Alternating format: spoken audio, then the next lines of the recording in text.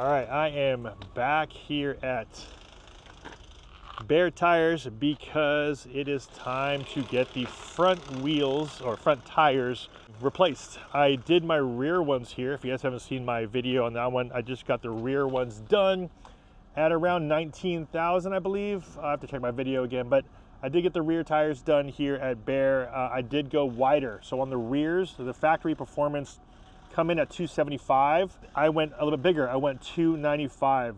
The reason why I went a little bit bigger, kind of fills in a little bit more of the wheel well. It has a little bit wider of a stance, gives you a tiny bit of rim protection as well if you were to kind of curb your tire, curb your rims.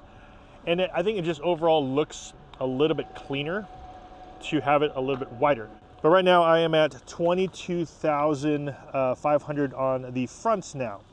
And the outside tread actually looks still pretty good. The guy said I probably have a couple thousand miles on the outside, but on the inside it is worn down a little bit more, which means there is, a slight alignment or a camber that's happening on the wheels in general. But I believe from Tesla it is somewhat normal to have a little bit.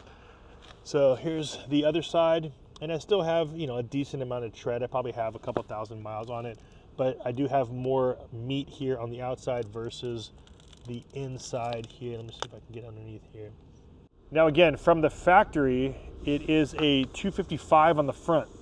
So technically what I'm going to be doing is getting a 275 on the front of the wheels, on front wheels from a 255. So moving from 255 to 275, which is pretty much the same as what you would get from the factory on the rear tires. And again, like I said, just to give you that little bit more wider of a stance, a little bit beefier of a tire, and a little bit of the curb protection on the rim. And I just like the look of it. The rears look really nice. I think it just fits really good.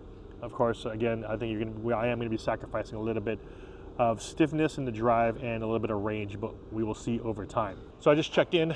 Right now, it is a first come, first serve type of shop. I ordered the tires, they weren't in stock, so I had to order the tires, and that took about 2 days to get here, 2.5 days or two to 3 days to get here. All right, all complete, and my total came out to $888 with tax, comes out to $953. So the wheels I got, or the tires that I got, are the Michelin Pilot Sport All Season. Comes out to $834, and then you have the mount and balance, comes out to $44. Tire disposal $7, and then recycle tax $3.50. So in total $953. And the front tires that I did go with are the 275 35 21s, and they definitely look a lot better. Let me show you real quick. These are 275 35 21s on the front. And then this is what the rears look like, the 295 35 21s on the rear. I didn't do any camber adjustment or alignment on it.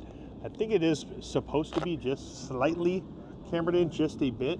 And perfect timing because I am going to be taking a little road trip, about a 7-hour road trip in a couple weeks. And that was one of the main reasons why I wanted to get new tires before the road trip. So I will do a follow-up video to talk a little bit more about range, how much it's changed after I do this little road trip. So stay tuned to that. Make sure you guys are subscribed to the channel. See you guys in the next video. Take care.